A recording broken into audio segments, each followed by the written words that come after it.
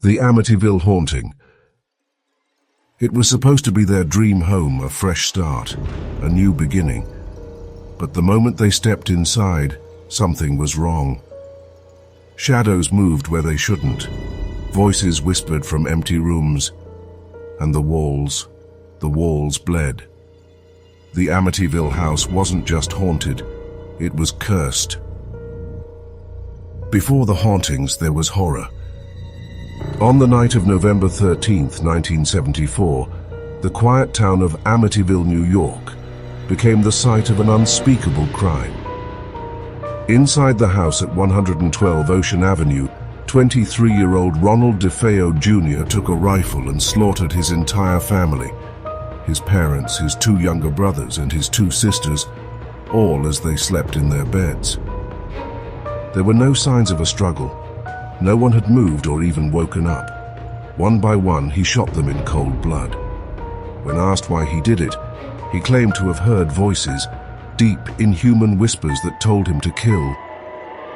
But the horror wasn't over. A little over a year later, in December 1975, newlyweds George and Kathy Lutz moved into the house with their 3 children. They knew about the murders, but the price was too good to pass up. They wouldn't last a month. From the moment they arrived, the house hated them. Doors would slam shut on their own. Unseen forces pushed them, scratched them, whispered to them in the dark. Green slime oozed from the walls. A horrible, rotting smell filled the air, no matter how many times they tried to clean. The family would wake up every night at 3:15 a.m., the exact time the DeFeo murders had taken place. George Lutz became obsessed with the fireplace, constantly lighting it, complaining that he felt ice cold, even when the house was warm. His personality changed. He became aggressive, distant, and paranoid. It was as if something was inside him, growing stronger by the day. Then there was Jody. Jody was an imaginary friend. At least that's what they thought. Their daughter Missy spoke of Jody often, describing it as a red-eyed pig that stood taller than a man. Sometimes Jody's glowing eyes were seen staring through the windows. One night, Kathy Lutz woke up screaming. She had seen her husband's face in the dark, twisted, monstrous, unrecognizable. Another time, she looked in the mirror and saw her own face aging before her eyes, deep wrinkles forming within seconds. And then there were the voices. Low, guttural whispers echoed through the halls. A priest, called in to bless the home, heard a deep, rasping voice growl, "Get out."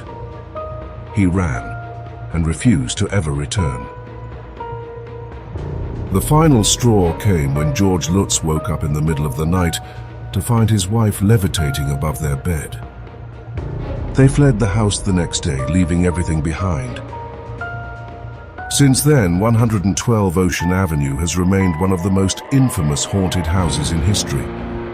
Paranormal investigators, including Ed and Lorraine Warren, claimed the home was infested with something evil, a presence that may have fueled the DeFeo murders and tormented the Lutz family.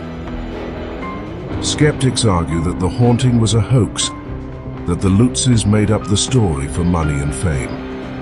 But those who have stepped inside the house tell a different story. Some say they hear whispers even now. Some say the shadows still move. And some say the house is waiting. Once you enter 112 Ocean Avenue, it never truly lets you go. The Bell Witch, America's most chilling haunting. It started with whispers in the night, soft, almost gentle, until they weren't. Then came the knocking, the voices, the shadow that never left. The Bell family had no idea they had invited something into their home, something ancient, something cruel, something that wanted them dead. The story of the Bell Witch is one of the most chilling hauntings in American history. It wasn't just footsteps in the dark or objects moving on their own. It was violent. It was personal, and it terrified an entire town. In 1817, John Bell and his family lived in the quiet community of Adams, Tennessee. They were farmers, hard-working and God-fearing, but something sinister had taken root on their land. It started small, strange animals lurking at the edge of the woods, creatures with impossibly large eyes that vanished when approached. Then came the knocking on their walls, the sound of something clawing at their windows, and the whispers. Always the whispers. At first it was just muttering, like a voice struggling to be heard.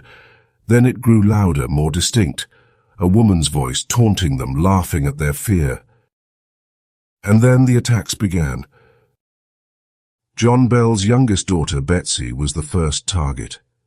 The unseen force would yank her hair, slap her across the face, and leave red welts on her skin. She would wake up screaming, hands clutching at an invisible grip around her throat. The entity whispered terrible things to her at night, telling her she would never be free. John Bell himself wasn't spared. He suffered violent seizures, his throat swelling as if unseen hands were strangling him. He became weak, frail, his once strong body wasting away under the torment of the witch. What made the Bell Witch so terrifying wasn't just its ability to harm. It was that it spoke. It had a voice. It carried on conversations, mocked the family, and even knew things it shouldn't. Visitors to the Bell home heard it too. The witch would recite scripture, sing hymns, and whisper secrets that no one should have known. It could be cruel and malicious, but sometimes almost friendly. It claimed to be Kate Batts, a woman who had died years before and held a grudge against John Bell, but others believed it was something much older, something not human. Even General Andrew Jackson, the future President of the United States, visited the Bell home after hearing rumors of the haunting. He and his men didn't stay long. As soon as they arrived, their horses refused to move, frozen in fear. A voice echoed through the trees, laughing at them, telling them to leave. They didn't argue. By 1820, John Bell's health had deteriorated. The entity made it clear it wanted him dead. On the morning of December 20th, John Bell was found in his bed, barely breathing. A mysterious black liquid had been discovered near him. When the family tested it on their cat, the animal died instantly. The witch had won. As John Bell's casket was lowered into the ground, the entity's voice rang out one last time, laughing, singing, celebrating his death. After John Bell's death, the hauntings subsided, but they never completely stopped. The entity promised to return in 7 years, and when it did, it whispered to the Bell descendants, reminding them that it was always watching. Even today, in Adams, Tennessee, strange things still happen.